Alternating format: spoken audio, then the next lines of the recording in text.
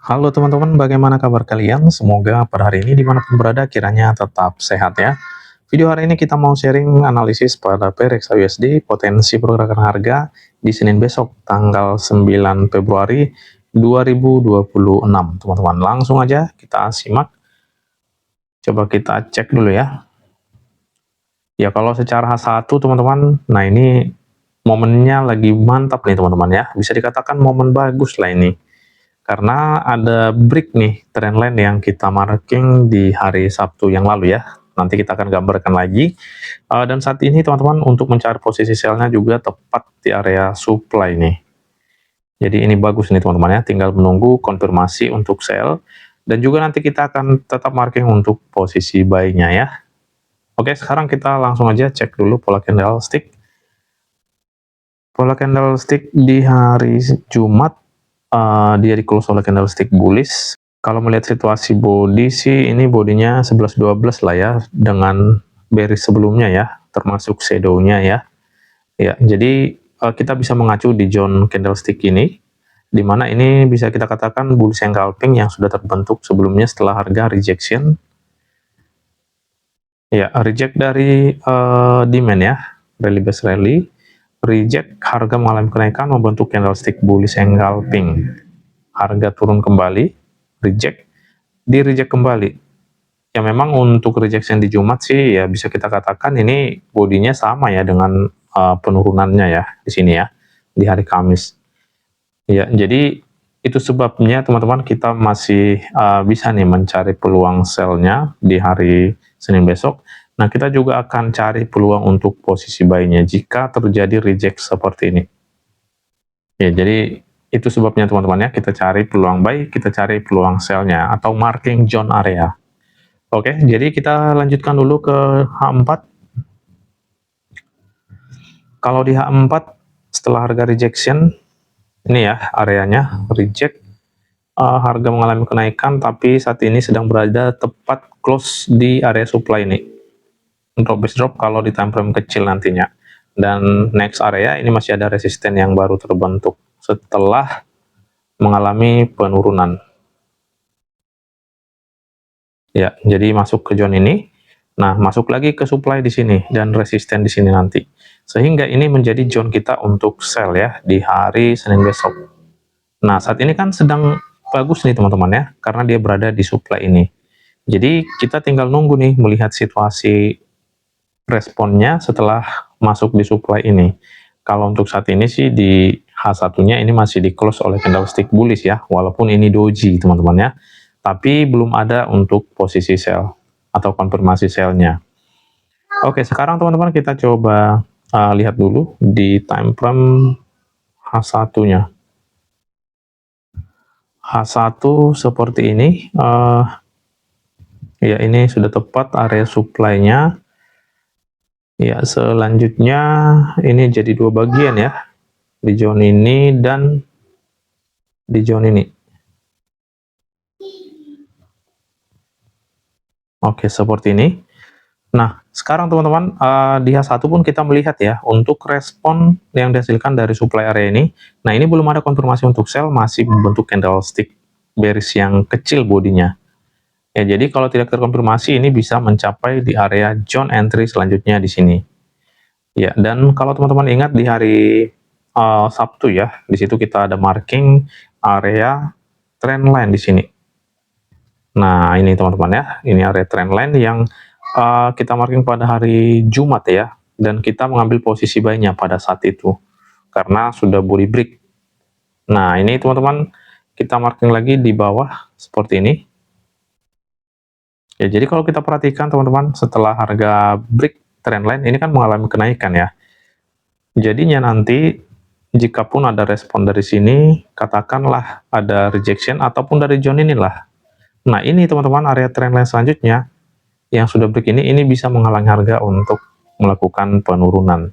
Nah, sehingga di bawah ini nanti kita mencari peluang untuk posisi sell. Untuk di H1 sih belum detail ini area demand-nya ya. Ya, jadi kita akan cari peluang sell dan peluang buy di hari Senin ya. Ini kita delete aja. Sekarang kita langsung aja cek teman-teman di M15-nya secara mechanical struktur. Ya, untuk mechanical struktur M15 di zone ini ya, terjadi perubahan tren change of character cell. Oke, jadi melihat situasi trennya, kalau melalui time frame M15, nah ini memang biasnya sell teman-teman ya, dan tepat harga ini sudah masuk di zone entry atau order block di sini. Nanti kita refine, kita marking dulu ini sebagai low valid.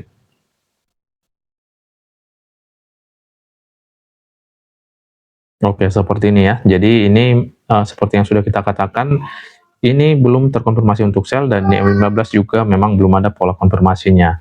Nah, di M15 ini menjadi dua zone ya. Satu pada zone ini, satu lagi di zone ini.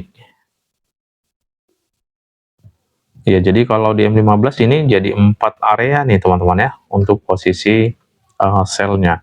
Nah, saat ini kan sedang bagus nih momennya teman-teman ya, dia sedang berada pada order block untuk sell. Memang belum ada konfirmasi untuk sell, jadinya di hari Senin kita menunggu dulu, kalau terkonfirmasi ini bisa kita ambil, sesuaikan dengan konfirmasinya ya, pakai Fibo retracement, sorry. Nah, pakai Fibo untuk mengambil take profit. Nah, di mana kita sudah melihat adanya trend line yang sudah break di sini teman-teman. Nah, justru itulah kita jangan jauh-jauh untuk mengambil TP. Ya, karena di sini sudah terbentuk beberapa support. Nah, ini resisten become support di sini. Jadi, ini akan menghalangi harga kembali untuk melakukan penurunan. Makanya kita katakan jangan terlalu jauh take profitnya, dan kita bisa mencari peluang buy dan peluang sell. Nah, ini bisa naik lagi teman-teman, seperti ini. Ya, selanjutnya masih ada beberapa support di sini ya. Nah, nanti teman-teman tinggal marking aja seperti ini, support-support area ini ya. Ya, seperti ini teman-teman. Ya, kita sampai di ini ya, area trendline ini ya. Seperti yang sudah kita katakan, dia akan nge-reject nantinya kembali, nge-reject harga untuk melakukan penurunan. Seperti halnya di zone ini. Ini kan di-reject kembali ya. Jadi seperti itu teman-teman ya. Area kita untuk posisi buy di sini.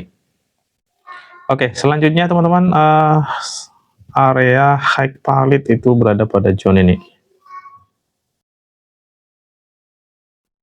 Nah, bagaimana jika tidak ada yang terkonfirmasi untuk posisi sell?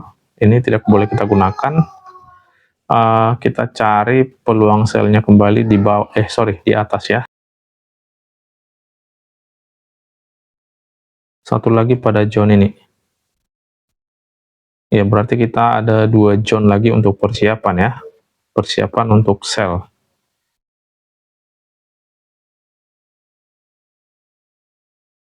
Oke, seperti ini teman-teman ya, untuk strukturnya secara mekanikal memang biasnya masih sell, jadi masih layak banget untuk mencari posisi sell ya. Jika terkonfirmasi di beberapa zone ini bisa kita pakai untuk sell. Kalau tidak, ini masih ada area zone selanjutnya di atas ya, yang bisa kita pakai untuk posisi sell-nya.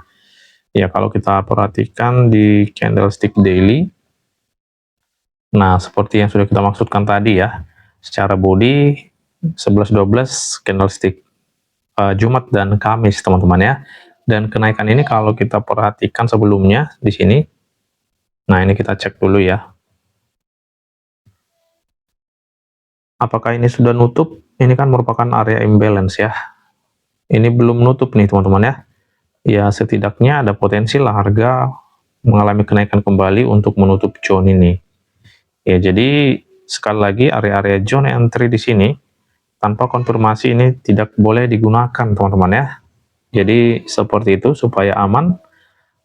Risk management juga jangan sampai lupa teman-teman. Ya, jadi trading ini intinya sih dijaga dulu teman-teman ya, risknya. Kalau kita sudah menjaga ini, menurut saya sih mantap nih teman-teman ya, jaga risk management. Supaya kita tidak sampai MC lah, jauh lah dari kata MC teman-teman ya. Kalau SL itu ya memang itu bagian dari trading, kita nggak bisa menghindari selama kita di market. Tapi untuk MC kita bisa menghindari dengan menjaga risk management. Nah, jadi seperti ini teman-teman ya, no konfirmasi, no entry, sehingga entry kita itu nyaman secara psikologis dan juga secara money management. Oke teman-teman, sekian dan terima kasih, bertemu lagi di next video, semoga kita sehat selalu.